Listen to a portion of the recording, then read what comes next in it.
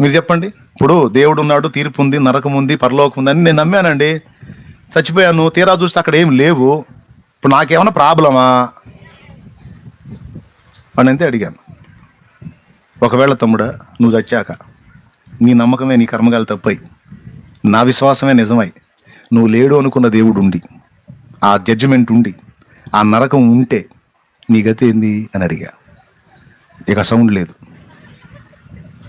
ఇంకా సౌండ్ లేదు. మా గతి అంటే అప్పుడప్పుడే అన్నాడు.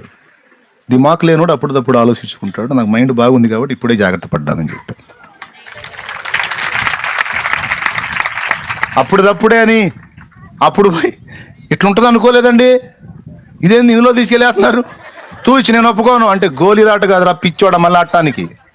చిన్నపిల్లలు గోళీలాట ఆడేటప్పుడు తూచి కొడితే మళ్ళీ ఆట మొదలు పెట్టాలా. ఇది తూచులు కొట్టే గోళీలాటో లేకపోతే ఇంకొక ఆటో కాదురా, ఇది జీవితం. జీవితం బ్రతుకో. ఎవడు చూశాడు అంటున్నావు. ఇట్టున్నాడు అటు చస్తున్నాడు. చావు అనేది లేకపోతే నేనే చెబుతారా, ఇట్లాంటివి ఏం లేవని. అది ఇట్టున్నాడు అటు చస్తున్నాడు, చచ్చినోడు ఏం జరుగుతుంది ఎవడు చెప్పట్లా. మరి ఎవరు చెప్పారు నీకు అంటే, చచ్చి తిరిగి లేచిన వాడు వచ్చి చెప్పాడు. ఆయన పేరు నజరేయుడు యేసుక్రీస్తు. ప్రాణం పెట్టి తిరిగి లేచిన వాడు వచ్చి ఇచ్చాడు హెచ్చరిక. నమ్మకపోతే పోతావు పాతాళానికి. కేవలం నమ్ముకోవడానికి ఏమైనా 100 రూపాయలు, కనీసం 100 రూపాయలు ఖర్చా?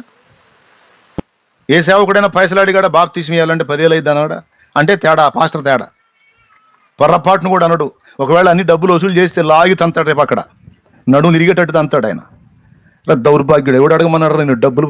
నేను ఉచితంగా ప్రాణం పెట్టి తిరిగి లేచాను. ఎంత అమౌంట్ ఇచ్చారు నాకు నీ రక్షణ కోసం? నా బిడ్డల దగ్గర పైసలు ఎందుకు వసూలు చేశాను అడుగుతాడు. అలాంటి పాస్ట్ ఎవడైనా ఉంటే నడుము తిరిగేటట్టు తంతాడు దేవుడు. ఏ దైవజనుడు అడగడు. ఉచితం రక్షణ కేవలం నమ్ముట ద్వారా నీ ఆత్మ నిత్య జీవానికి వెళ్తుందక్క, తమ్ముడు, చెల్లి, అన్నా. ఇప్పుడు చెప్పండి, పరలోక రాజ్యం ఉందా లేదా? అది ఎవరికి ఉంది? విశ్వసించిన వారికి ఉంది. విశ్వసించని వాళ్ళకి